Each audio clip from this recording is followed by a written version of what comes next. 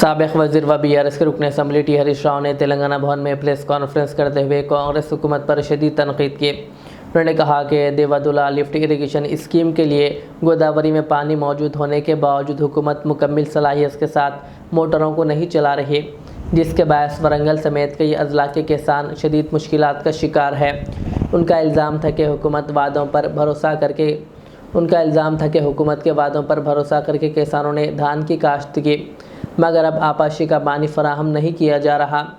हरीश राव ने कहा कि BRS हुकूमत ने देवादुला मनसूबे को मुकम्मल करके 3.17 लाख एकड़ अराजी को पानी देने का इंतज़ाम किया था, लेकिन मौजूदा हुकूमत की गफलत से कीमती पानी आंध्र प्रदेश की तरफ बह रहा है, जबकि किसान एहतजाज पर मजबूर है। उन्होंने हुकूमत से फौरी तौर पर 10 मोटरों को चलाने, 22 रिजर्वायर भरने, मुतासरा किसानों को अनपेड सब्सिडी देने और वादे पूरा करने का मुतालबा करते हुए खबरदार किया कि मुतालबात पूरे ना होने पर किसानों के साथ मिलकर बड़े पैमाने पर अवामी एहतजाज शुरू किया जाएगा।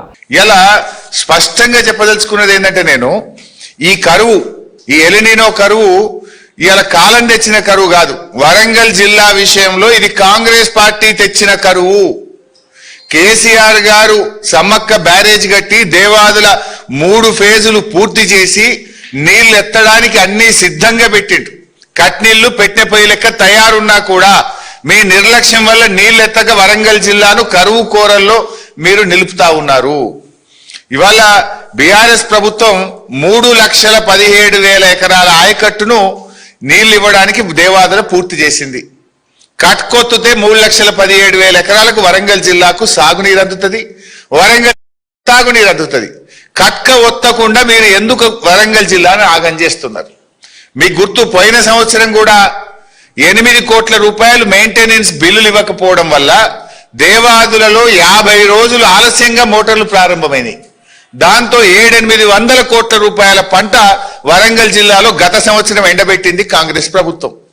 అర్ధాంతరంగా మీరు మోటార్లు ఆన్ చేయక 7-8 కోట్ల రూపాయలు విడుదల చేయక 800 కోట్ల రూపాయల పంటను పోయిన సంవత్సరం దేవాదుల కింద ఎండబెట్టింది కాంగ్రెస్। ఈ సంవత్సరం కూడా ఇంత ఎలినినో వస్తుందని శాస్త్రవేత్తలు, ప్రపంచము, భారత ప్రభుత్వం చెప్తుంటే 6 నెలల నుంచి చెప్తుంటే మొద్దు నిద్రపోతున్నారా? మెయింటెనెన్స్ వర్క్స్ చేసుకోరా? ట్రాన్స్ఫార్మర్లు రిపేర్స్ ఉంటే చేసుకోరా?